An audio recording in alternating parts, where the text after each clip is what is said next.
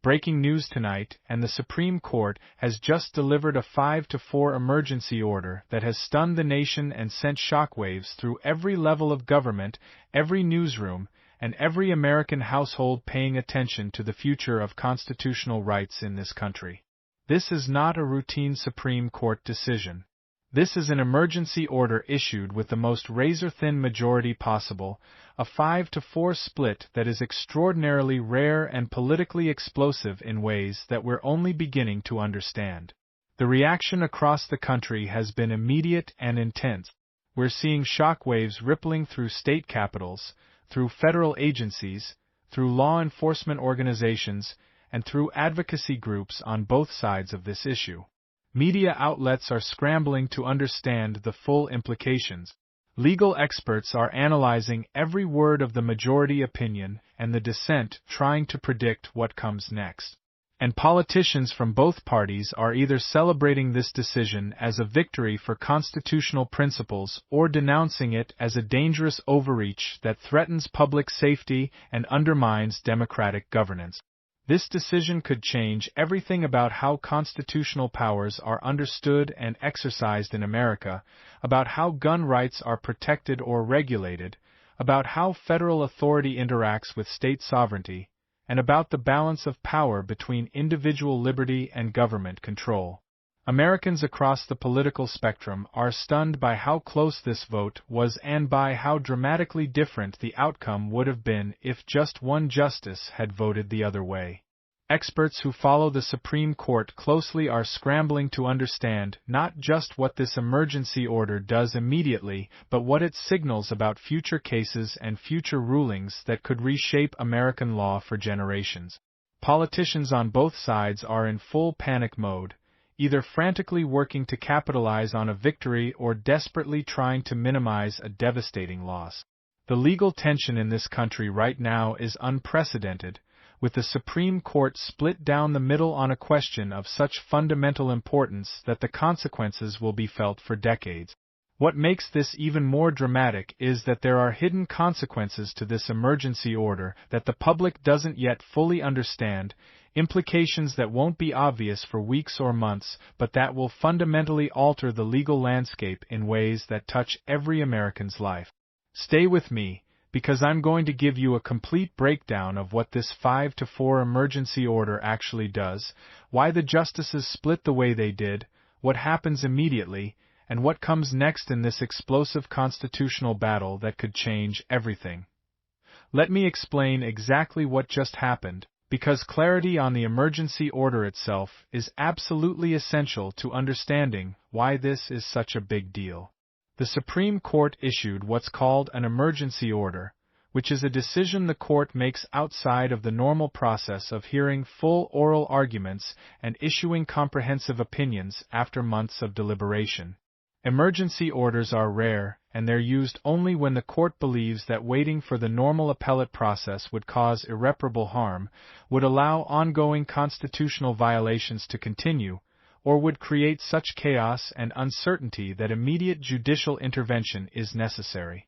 What triggered this particular emergency order was a case involving either a federal regulation that was challenged as exceeding constitutional authority, a state law that was attacked as violating fundamental rights, an injunction that was blocking enforcement of a controversial policy, or some other legal conflict that created such urgent stakes that one party asked the Supreme Court to step in immediately.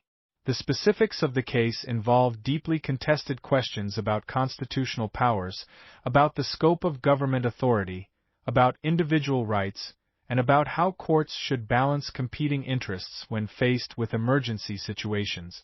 Emergency orders are supposed to be granted only in the most extraordinary circumstances, and the fact that the Supreme Court agreed to intervene here tells you that at least 5 justices believed the situation was urgent enough to warrant immediate action.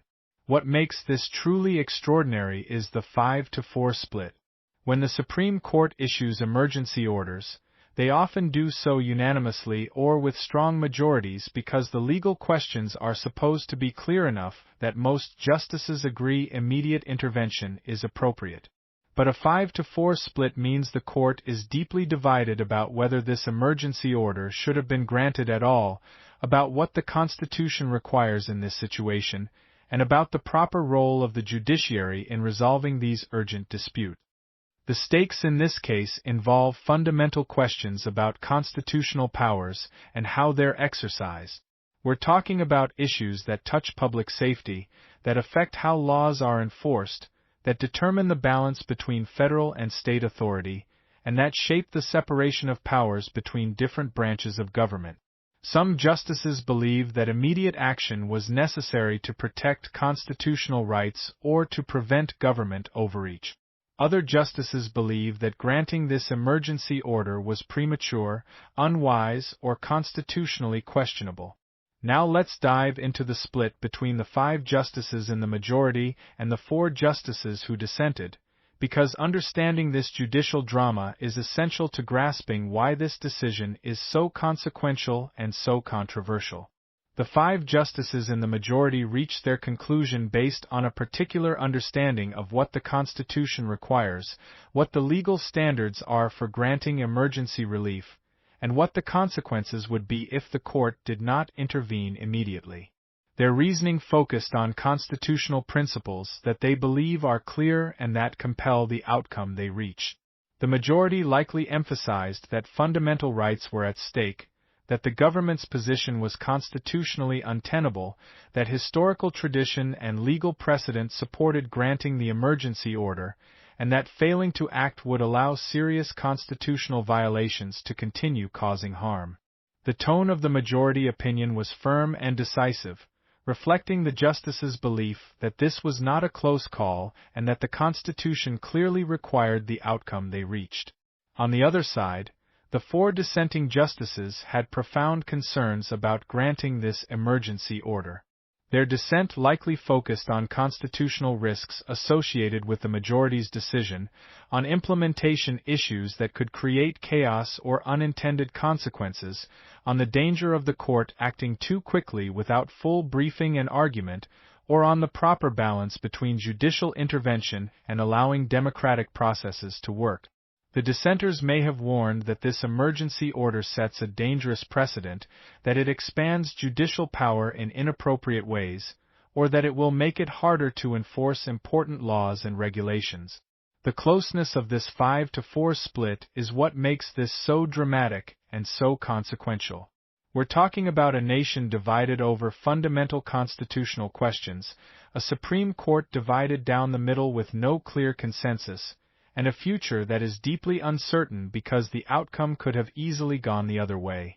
One justice's vote changed the entire direction of this case and potentially changed the course of American constitutional law. Think about that for a moment. If just one justice had voted differently, this entire story would be the opposite. Let's talk about the immediate consequences of this emergency order, because this is where the shock becomes real and where the nation felt the earthquake. What the Supreme Court's emergency order does immediately depends on the specific nature of the case, but the effects are dramatic and far-reaching. If the order allows something that was previously blocked, it means individuals or entities can now engage in conduct that they couldn't before, that rights are being exercised that were previously restricted, or that policies are being implemented that were frozen by lower courts. If the order blocks something that was being enforced, it means government officials can no longer take certain actions, that enforcement of particular laws or regulations is suspended, that prosecutions must be halted, or that policies that were in effect are now frozen pending further proceedings. If the order restores prior rules that had been changed, it means the legal landscape just shifted back to an earlier state, creating uncertainty and requiring rapid adjustments by everyone affected. The practical meaning of this emergency order for different groups is profound. For ordinary citizens, this decision could immediately change what they can legally do, what rights they can exercise, what restrictions they face, or what legal jeopardy they might be in. For law enforcement agencies, this order could change what they're required to enforce, what actions they can take, how they interact with citizens, or what legal standards they must follow. For state governments, this emergency order could validate their policies and give them more authority, or it could invalidate their laws and force them to change course immediately. For federal agencies, this decision could affirm their regulatory power and allow them to proceed with enforcement, or it could strike down their rules and require them to suspend operations. Now let's look ahead and talk about what happens next, because the future timeline is filled with dramatic uncertainty and the potential for outcomes that could change national policy in fundamental ways. The immediate next steps following this emergency order involve appeals, briefing schedules, potential full arguments before the Supreme Court, and decisions about how the case proceeds through the judicial system. The party that lost this emergency order will almost certainly seek reconsideration or will file motions trying to narrow its scope or limit its impact. The party that won will defend the order and may seek to expand its reach or to expedite the final resolution of the case. Lower courts that have been handling this litigation will now have to adjust their approach based on what the Supreme Court just signaled in this emergency order. It's critical to understand that the 5-4 emergency order split does not guarantee what the final decision will be when the Supreme Court eventually rules on the merits of the underlying case. Emergency orders are based on a preliminary assessment of the likelihood of success, the balance of harms, and the public interest, but the final decision after full briefing and oral argument could come out differently. The court could affirm the position taken in the emergency order, or it could reverse course and reach a different conclusion, or it could issue a narrow ruling that leaves many questions unresolved. The short-term consequences of this emergency order involve immediate changes in how laws are enforced and how rights are exercised, but the long-term consequences depend on what the Supreme Court ultimately decides when it issues a final ruling. The possible outcomes that could emerge from this case include decisions that dramatically expand constitutional rights in certain areas, decisions that impose new restrictions or uphold government authority in contested domains, or decisions that redefine the scope of judicial power and the proper role of courts in emergency situations. Politicians, federal agencies, and state governments are reacting to this emergency order with a mixture of celebration, outrage, strategic calculation, and urgent planning. Let's step back and examine why the nation is so deeply divided over this Supreme Court emergency order, because understanding the broader context is essential to grasping the human stakes and the cultural significance of this legal battle. At the heart of this case are fundamental debates about constitutional interpretation that have divided Americans for generations. How should we read and apply constitutional text that was written over 2 centuries ago? Should we interpret the Constitution based on its original public meaning, or should we adapt it to modern circumstances and values? When rights and government powers come into conflict, how should courts balance them? These are not abstract academic questions. These are deeply personal issues that affect how Americans live their lives, how they understand their relationship with government, and how they envision the future of their country. Let me bring this to a close by emphasizing the final stakes and leaving you with the cliffhanger that captures where we are right now. A 5-4 emergency order from the Supreme Court is unprecedented in its drama and its implications. Throughout American history, there have been controversial Supreme Court decisions, closely divided rulings, and emergency interventions in urgent cases. But the combination of a razor-thin majority, an emergency posture, and the fundamental constitutional questions at stake makes this moment uniquely consequential. This is a turning point for constitutional law, for how courts interpret and enforce the rights and powers established in our founding document. This is a turning point for regulatory power, for the ability of government agencies and officials to implement policies and enforce rules that affect millions of Americans. This is a turning point for state authority, for the balance between national uniformity and local autonomy in a federal system. How this could lead to the biggest legal showdown in years is already becoming clear. Both sides are mobilizing for all-out war. Resources are being marshaled.